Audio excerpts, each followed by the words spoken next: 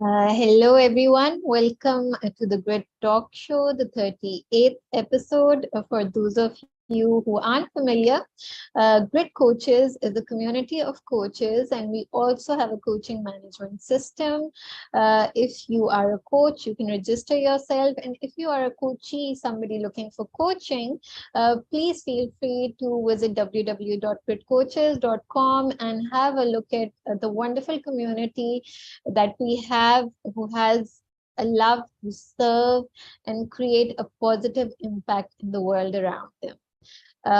In this series, the Grid Talk Show, we have been covering the different niches of coaches who have been doing fantabulous work in the coaching industry. Today, we have with us an honorable guest, Senem and Chaka, and she is the director of ICF UAE. She is the member of the Forbes Coaches Council. She has several awards to her credit. And I think when it comes to coaching, she's really somebody you should follow if you're not following on LinkedIn. And she's an LLB, LLM, and a PCC coach. Welcome, Sanam. It's a pleasure to have you. Really delighted to have you on here. Please share a bit about your work and your passion for authenticity and creating safe spaces for leaders. Thank you very much, Khatija, for hosting me here and all your kind words. As the founder of 180 UTC, we have a philosophy. 180 UTC is not only about company, it is also about philosophy and way of living the life. We are passionate about holding safe and trusted space, mostly for leaders, so that they can live their authentic potentials boldly. Today, our topic is touching a lot to authenticity. Maybe we can deepen that conversation in there. But we work with the leaders to create the ripple effect. So main aim and the vision of our organization is to create social impact in the world. We want to really create a place better than we found. And we thought leaders are the best vehicles for that, because if you do any single change in a leader, then you are creating the same impact with the people he is leading. So we are quite passionate about supporting our leaders. Yes, and you've chosen a wonderful topic, Sanam, potential and intuition. And so we're all curious about, there is intuition. Often we correlate it with a gut feeling and, sixth sense. So when it comes to coaching in leadership, what's the difference between knowing and having an intuition? Yes, lovely question. I think we are all raised in a system where left brain and rationality, reasoning, logic is awarded and encouraged and taught. Myself, I started to learn my intuition when I reached the age of 30, like properly and consciously, because we really disregard it, right? When we have a feeling, we are like, no, I need to really follow my mind now. I need to really follow how it is done before. And we have all this famous saying, like, fake it till you make it. So everything around us is directing us to follow existing information. So getting information from outside to inside, whereas in intuition, information is inside. And we just need to hear it. We just need to sense it. We just need to be open to it. And in existing environment is in this fast-paced environment, it is so hard to hear it. It is not different for any single human being. So it's same for coaching, same for leadership. But one thing is very important, using your intuition for yourself and using your intuition for the service of others. These are two different things and we need to be really mindful about. Because when you have this inspiration, this wisdom from outside for yourself, you filter it for yourself and you can implement it to your life. But in coaching session, for example, if I need to use my intuition, I need to always remember I am interpreting that intuition. So I may be wrong. when it comes to the other people. So you need to always check in with your client. And it is challenging sometimes, not always, but it is challenging to introduce it to our leaders, unfortunately. That's why I have chosen that topic today, because it is also wisdom, it is also knowledge, and there is no growth possible, there is no self-awareness possible, there is no self-actualization possible without really using that power of us as well. And consider a leader. Whom are we choosing as leaders? These people are quite successful and talented during their studies, during their corporate life. And what are schools asking you? How they are qualifying you as a successful student? They are giving you information and they are checking how you are remembering and applying that information. And similar to the organizations, we have all our targets, and then data is there. You need to follow what outcome is expected is already clear. So leaders are mostly people who are so rational and so logical and acting in certain norms. They can follow norms, they can sense the cultures, and they can act based on the cultures. So there is a heavy pressure on the leaders to really ignore about intuition and what their hearts and soul is saying. Yes, so that's a great point, Senem, and that brings me to this dilemma that we often face. I think, as you say, for everybody, that sometimes we do certain things and our intuition and our gut feeling is telling us otherwise, and the feeling is quite strong, but we tend to ignore that. Why does that happen? Why do we ignore a feeling that's so strong and then end up saying that, I had a feeling, but now, things have gone totally wrong? Wow, beautiful question. And it is so deep. We can have few sessions around that, but I will try to simplify because we have always been awarded not listening our intuition. It is so easy to give certain rules. Let's start from childhood. As a parent, I'm a parent of two. And it is so easy if I come up with certain rules at home and set the rules and expect my children to follow. Because then I can predict the future, then I can foresee certain risks that are coming on the way, then I can create an already created better future for my children. It is so easy. And then whenever they listen to me, here is the word. Continue to be the child that I want to see you. But when you become a child-led parent and when you allow your intuition and true nature to come outside, there is all uncertainty. You will never know what their heart will lead to, what they will ask, how they will react. You cannot react with emotions. You cannot. You need to sit with that feelings, and you need to really see the whole being. That is challenging. It is complicated, and it is not a way we are used to travel, not a way we are used to walk. Same concept you can apply for the companies, same concept you can apply for the governments. Because if you let everybody to hear their heart and their intuition, it is really uncertainty. For a world, we are really living in the boxes and in the rules, and there are lots of stereotypes we are following. And even when you say lawyer now, probably we both will have the same picture in mind. And when you say CEO, you and I, we will both have the same picture. If people follow intuition, we will not have the same pictures. That's why we are always being awarded. Okay, be rational, stay in the norms, follow what is known, and we know where this road will lead to. So there's basically a conflict between intuition and what our inner self is guiding us, and what we are conditioned is the correct way to go about things. Sometimes yes, sometimes not. Sometimes they may be aligned. It is about that consciousness, like really making the choice from inside, not for outside. So it is that check-in. And we need to be really also conscious, because when we first start tapping into our intuition and listening our own voices, sometimes so often we get confused with our saboteur voices as well. Mm-hmm. You will hear in the coaching session, your client will come and say, oh, my intuition told me I cannot do it.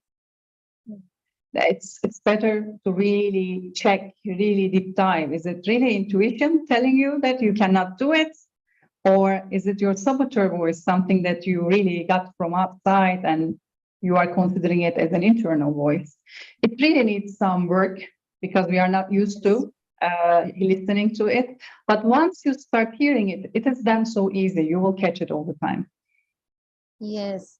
There's a difference between intuition and limiting beliefs, and people tend to confuse the two Yep. Yep. when they're talking about intuition in a coaching session, for instance. And coming back to potential, Senem, um, when we talk about potential, um, how do we really realize our potential and achieve what we're actually capable of as opposed to just knowing? Yeah, there are many techniques as coaches we are applying. I'm a coactive coach. So when it comes to potential, I'm applying my own tools about really finding your values, finding your life purpose statement, and really getting to know who is your leader within. And part of it also seeing your saboteurs and really externalizing them and looking at them and learn how to handle when they show up and how to continue being focused with your purpose. Potential is, for me, again, maybe I'm thinking a little bit different than usual. Sometimes people come up and see potential as an end goal. Like there is a big purpose and potential, and you will reach there, and after everything will be happily ever after. For me, I think differently. For me, there are different levels of potential. And as much as we work on ourselves, we get to know ourselves better, values better, lessons from life, from failure, from the experiences and emotions, and get really in the core of what we really want. Then it is one potential. Potential is something, even in the word itself, potential is not actual. It is kind of you sense it is there, it makes you excited. You sense it, you feel it when you talk about it, you get excited, you had goosebumps. Yes, this is what I want to do, this is where I want to move. And there is a part in it that you feel a bit scared. If you are thinking about your potential and where you want to be, and if you are all about butterflies and roses, then there is something wrong there because usually the potential scares us. It scares us, that's why we don't claim it. But once we claim that potential, once it becomes visible to us, it becomes actual, then it becomes your current life. Then there is another potential opening up for us. It is like the computer games where you have levels, although it is not that in hierarchy, it is unfoldment of something new each time. Yes, so we can say that potential is synonymous with growth, and there's always room for growth, and there's always room for improvement. Absolutely, Yes. absolutely. Yes.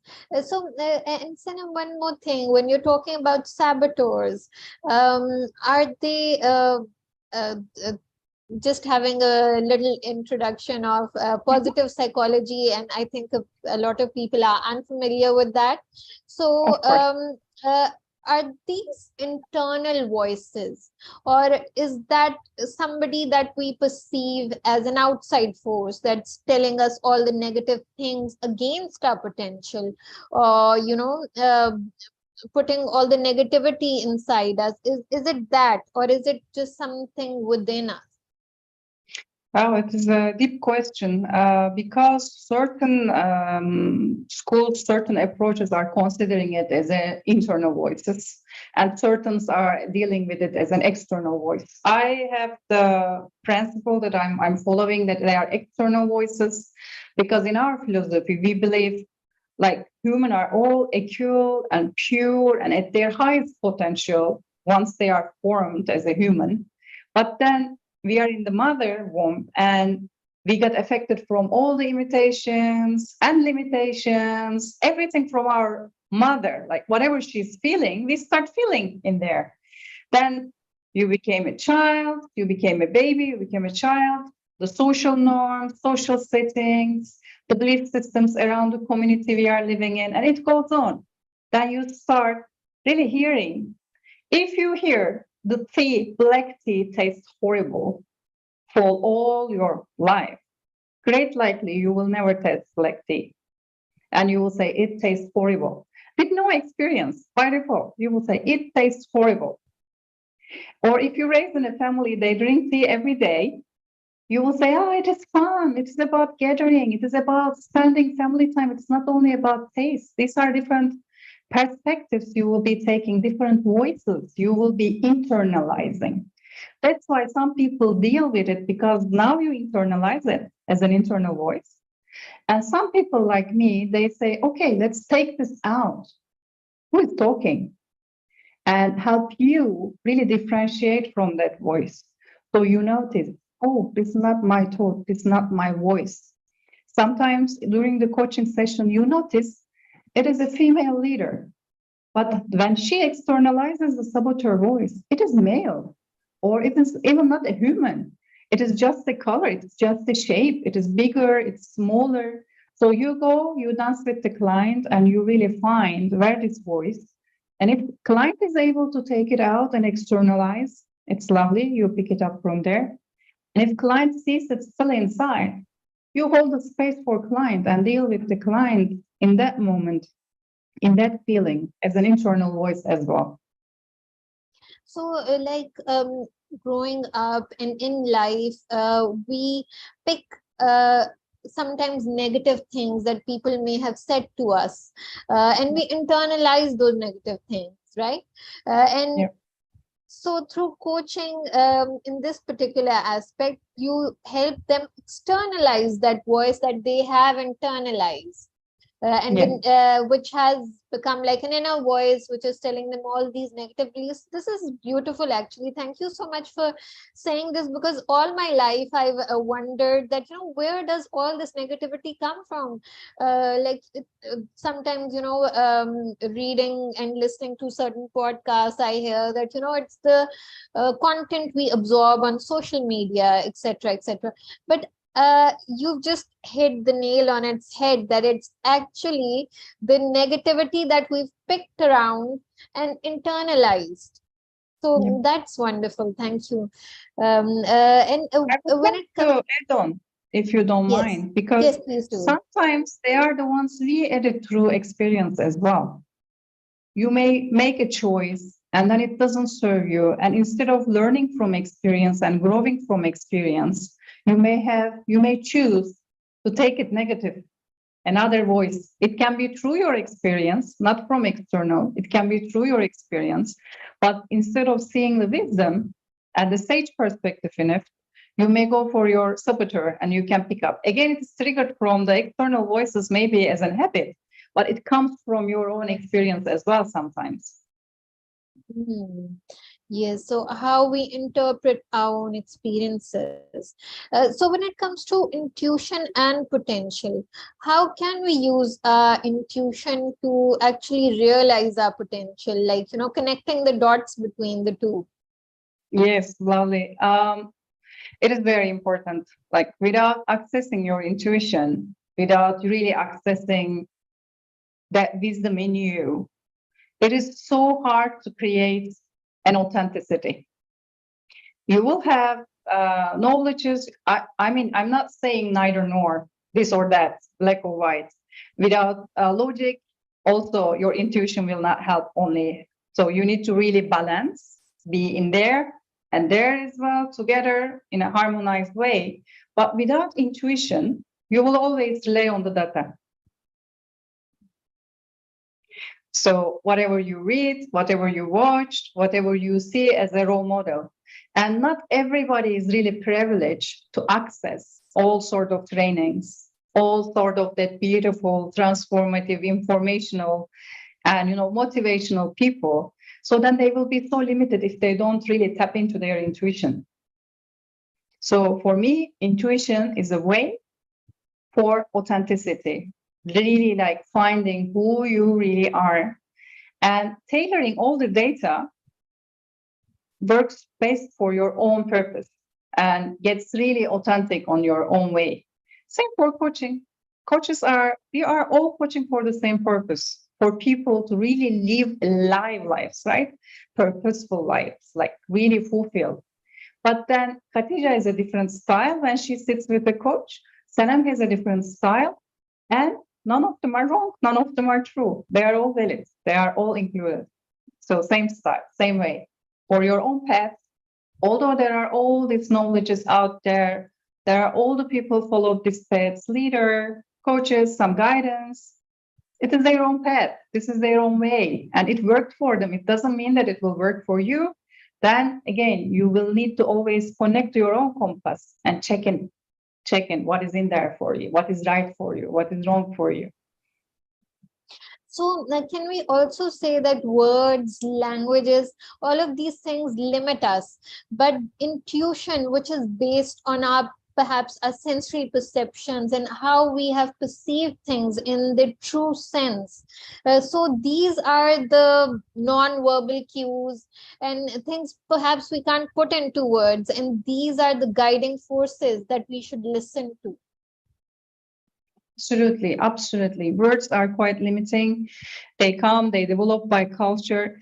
Although sometimes words give us a lot of inspiration if we are really into it, how it is developed, how it became a word. But who really pays attention when we say, coach, oh, how it is developed, where did it come from? We don't go through that in the daily language. So for us, like even when we do the value mining, let's give an example, solid example from there. When we try to understand the values of our clients, let's assume she said freedom.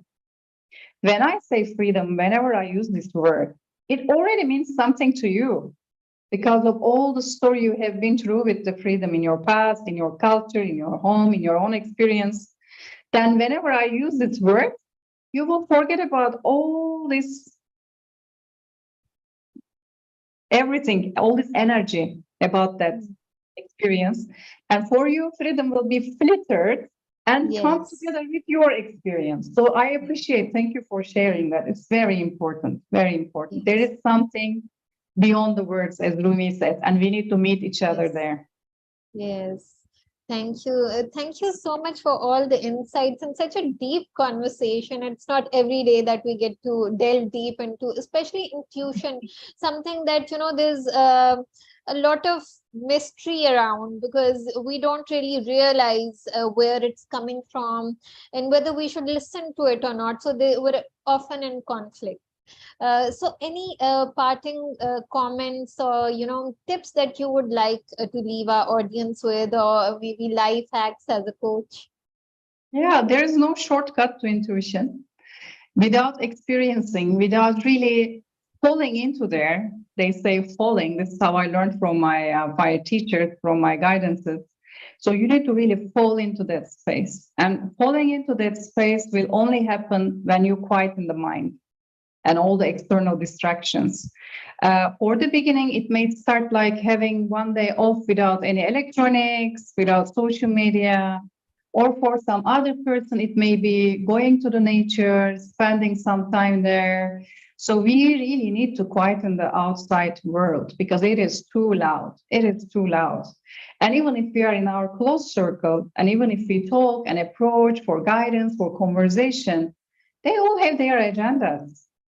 If I go to my, like, if you go to your husband now and say, okay, I want to do masters, whenever you say this, he will start filtering about, okay, financially, are we ready? What about me doing my master's? What about kids studying in the university? He will have a lot of filters consciously, unconsciously. And then his advice to you will be filtered already based on his agenda. He will say, oh, maybe it is not time. It is not in bad intentions. This is by nature how we are. So this is how we are living all together. So you need to find that white space to really yours, to really safe, and you need to drop into that. So quieten outside, quieten everything. Yes, actually, that's really kind of you to actually share that in detail. A lot of us tend to overcommit, and we think that we should seem busy all the time.